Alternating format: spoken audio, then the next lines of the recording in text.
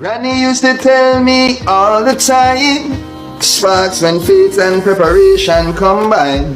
The road been right here all this time, but you gotta look with more than your eyes. And small axe Jesse Ryle representing for I Just Star Mindset, rich forever.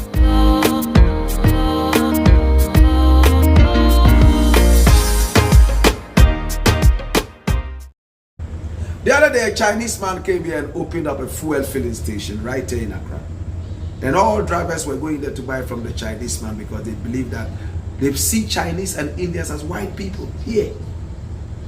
Even if you are black, darker than me, and you speak with an American accent, Ghanaians call you a white person.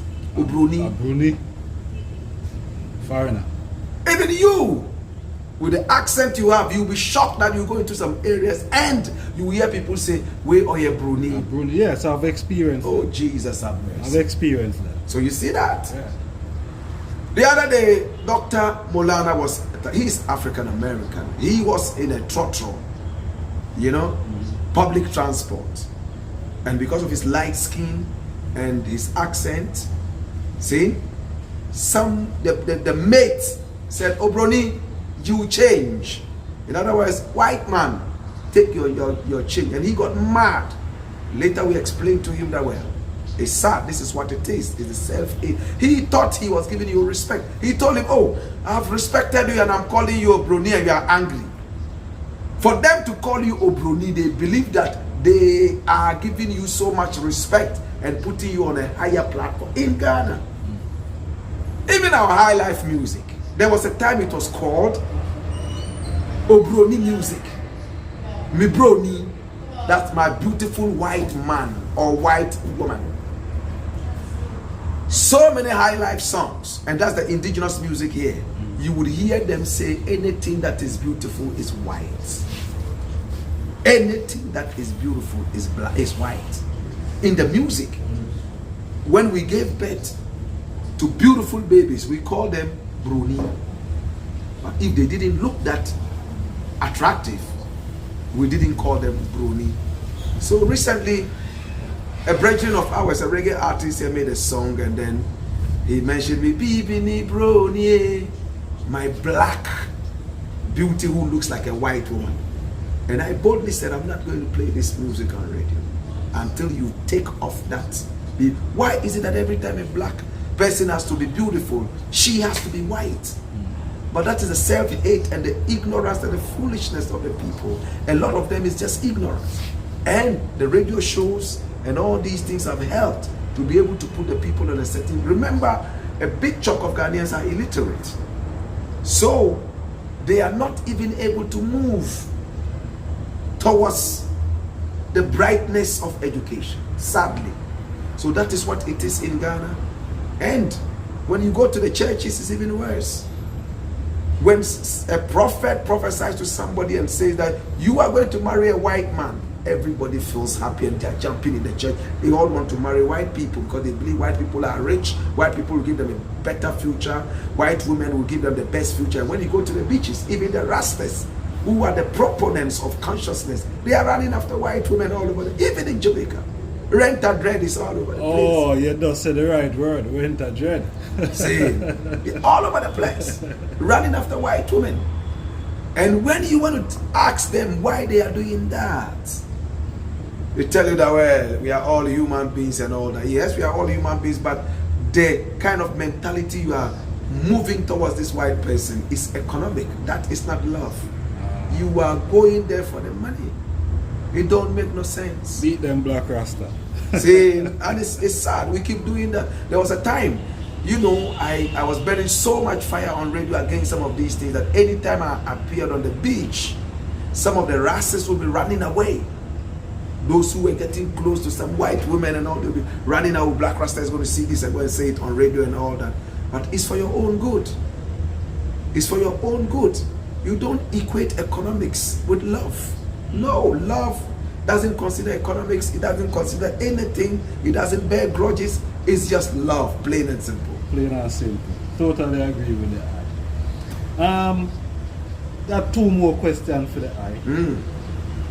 What's your thought on the recent revolutionary acts that we see took place in Gabon, Mali, Niger? The West is classing it as a coup d'etat. What's your thought on it? Well, I think it's a very good thing. I don't think, I know it's a good thing. Because the Francophone countries, the so-called Francophone countries, are the West African countries you can think of in terms of African consciousness. And it all came because of one man who is presently resting in the hottest part of hell, and his name is Houphouët-Boigny, from the Ivory Coast. He was the father of assimilation. What is assimilation? Assimilation is when you make your people intentionally try to live like white people, talk like white people, walk like white people, eat like white people, and behave entirely like white people. You are a robot when you behave like that. And that was what they were doing. There was some kind of indirect rule. French people were ruling the people using these puppets like Houphouët-Boigny and the rest. Lord Lugard and the rest of them were all part of this nasty thing called assimilation. So you go to the Francophone countries, they dress like the French. They talk like the French. Everything they do is the French. The first time I entered the Ivory Coast, I was shocked. The police carry guns on them just like in France. They have this whistle like they do in France. And when there's an accident on the road, funnily, nobody is supposed to help carry this person to the hospital. Wow. They will leave you on the road in the scorching hot African sun for you to have sunburns whilst they call the ambulance. In France, you call the ambulance and within 2 minutes it's there. In the Ivory Coast, in Africa, you call the ambulance and it takes an hour. So before the ambulance comes, this person is dead. You want to behave like the French, yet you do not have the facilities for the French. If you want to behave like a bird, then you must grow wings so you can fly like the bird. And in the Ivory Coast, when the policeman whistles, stop, stop, and you don't stop, he shoots to kill. He doesn't shoot to demobilize you. He shoots to kill. He goes for your head or he goes for your heart. Bam! And you are gone. You have disobeyed him, and that is the biggest insult to him. Now things are changing. And we give thanks for life, you know.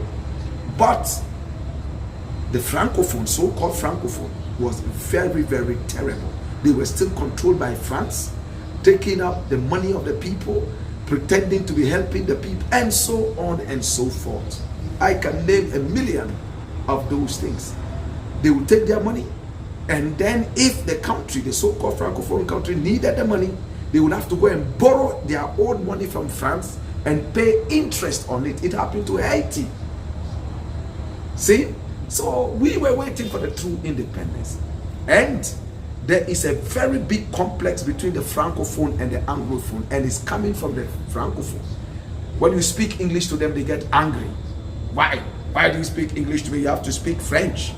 Even if they understand the French, they will still, the English, they will still want you to speak French. I mean, they are our neighbors, and we know them. But, again, things are beginning to change. Even Houphouët-Boigny, when Haile Selassie and Kwame Nkrumah founded the OAU, Organization of African Unity, Houphouët-Boigny said something that I will never forget till the end of time. What did he say? And it's on record to have said that. He said, what is the importance of the OAU? Is it greedy African dictators who have formed a club to share poverty? One, greedy African leaders. Two, they formed a club. And thirdly, what are they going to share at all but poverty? Houphouët-Boigny was responsible for a lot of coups d'etats in African countries to destabilize those countries in the interest of France, the master. That's why he was president there for life till he died. He built the biggest church in the world there, the Basilica, in his hometown of Yamoussoukro. It's only about 6 hours from Abidjan. That's the same place Alpha Blondy was born. See? And the Pope became so jealous and so envious, maybe so pained. and said, how could you build a church bigger than the mother church in the Vatican and you live in so much poverty? He refused to come and open that church, to cut the tape. Ufwebwanyi served the devil. He was a man who served the white man. He didn't serve his people. See? That's what he did. So now if I am seeing this so-called Francophone break away from France and they want to be truly independent, who am I not to applaud? I mean, it happened to Guinea. Under Sekou Touré, when he broke away from France and Kwame Nkrumah encouraged him and sent money to him, 10 million pounds. After France took everything from the country because they voted France out of their country in independence. I'm talking about Guinea. You know what France did? France went to the country and said, well, we built this bridge, we're going to break it down. They broke it down. They said, okay, so we built this drainage, just a gutter. You know what? They poured concrete into the drainage system and choked it up. Oh. They even carried spoons and tables and chairs out of Guinea back to France. Because the Guineans under Sekou Touré voted no, they should leave their country in peace. They made sure that they would use the economics to strangulate you so that you will return to them. At the end of the day, Guinea went back to France. After Sekou Touré went, he and Kwame Nkrumah built a very big bond. Nkrumah gave money, 10 million pounds, to Guinea to buy back the chairs and the tables and all that and build back the country.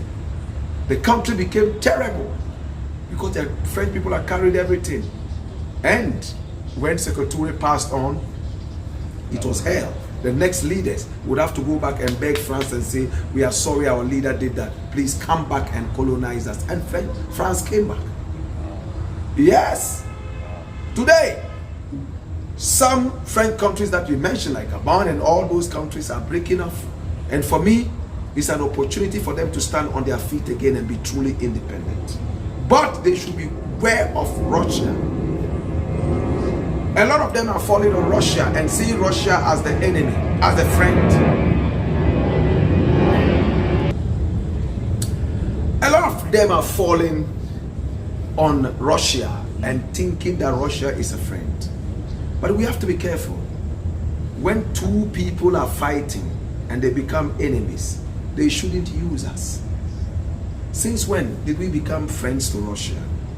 All because America and Russia and the rest of the West are fighting. All of a sudden there's a big fight for Africa. And we are now seeing Russia. We have to try and be independent. And this is what I keep preaching every time on radio and on TV. Patriotism is the key to the future in Africa. I totally agree with you. 100,000,000%. Yeah, because I can't see how you drop one slave master and take up another slave master. Exactly. Patriotism. Madness. But my final question to you, Blakk Rasta. The year of return was seen as a great initiative here in Ghana, but came under a lot of scrutiny. Why do you think that is? Well, I spoke a lot against it and I spoke a lot about it as well. And for it, our people are greedy. Our leaders, a lot of them don't have no common sense, and it's sad. I said one time,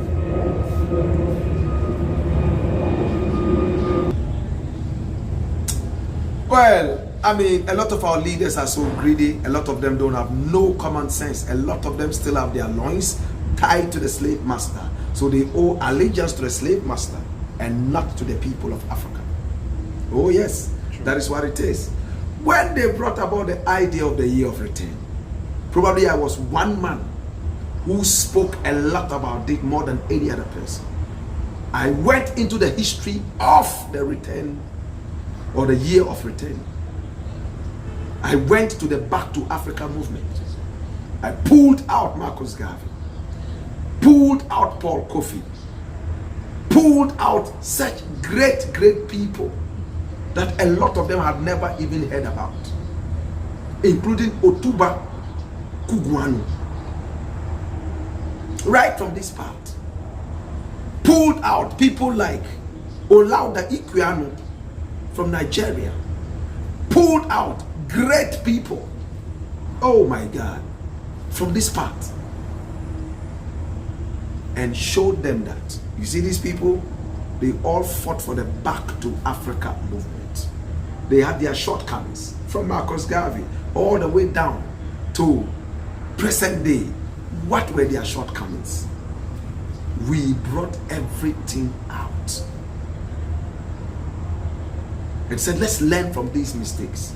In fact, this will be a whole lecture if I want to go into the Back to Africa movement. I gave this lecture several times in America and England and so many other places. And I told them, if we do not look at some of these